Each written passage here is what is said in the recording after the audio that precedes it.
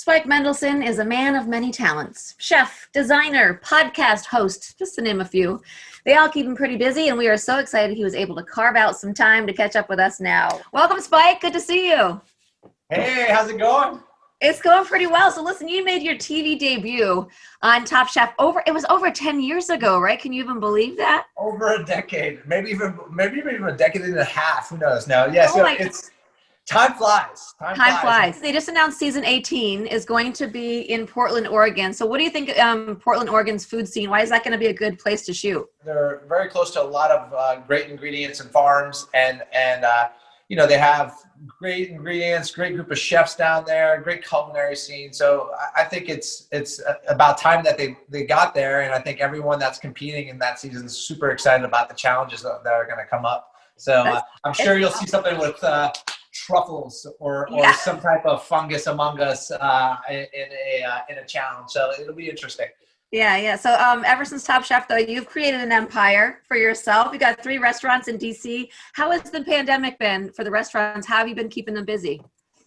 Yeah, listen, it's a new norm to figure out. I mean, a lot of my peers, and including some of my businesses, we're struggling. Some other ventures that I have, they're actually excelling. So it's just kind of weird depending on what concept, what location, and what the situation is. But for instance, Plant Burger.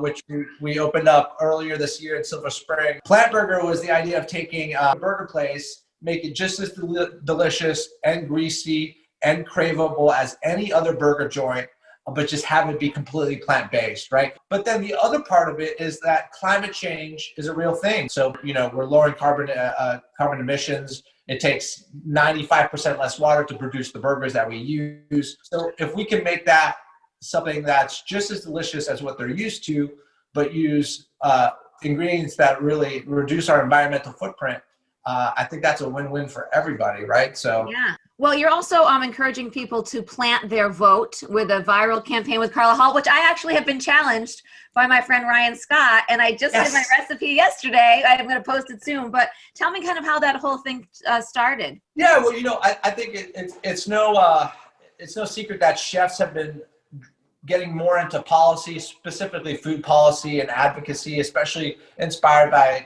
Michelle Obama back in 2008 with all her initiatives about chefs moving to schools and so forth. So again, just trying to make our industry, be part of something, right, bigger than the industry. And I think food is definitely fun to play around with. And as chefs, we often bribe people with food to get things that we want. Yeah. So for this time, Carla and I got together and we decided, let's do a Plant Your Vote challenge, which is focusing on getting people from both sides, Republican and Democrat, to register early and really, rock the vote, essentially, right? It's been an amazing campaign so far. We've had chefs of the likes of Jose Andres, Rachel Ray, Marcus Samuelson, Roy Yamaguchi from Hawaii, tons of chefs, tons of top chefs, tons of just cooks, tons of just regular people also just accepting the challenge. It's not limited to chefs.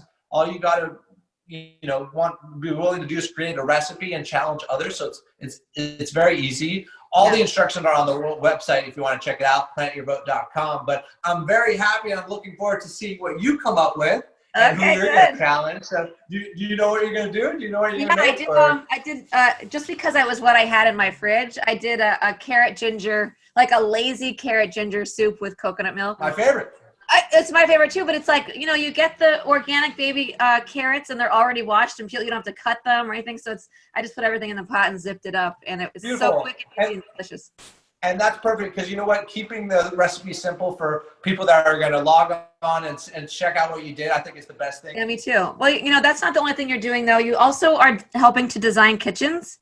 Yes. Spiked kitchens. I love the kitchen that you're in right now. The idea here is that, right now, especially in these times, people are cooking more at home, spending more time with their families, and they're possibly looking at renovating their existing kitchens or, looking to buy a new home. As you know, cooking in a kitchen, there's lots of things that we can use in the restaurant world, the kitchen world, that we don't apply to our home kitchens, right? Yeah, because you know, now I really want to turn my husband's office into that prep kitchen that you're talking about. So I'm going to check out the website a little bit later. But listen, thank you so much for catching up with me today. For more of everything Spike has going on, follow him on social media or visit the website, chefspike.com.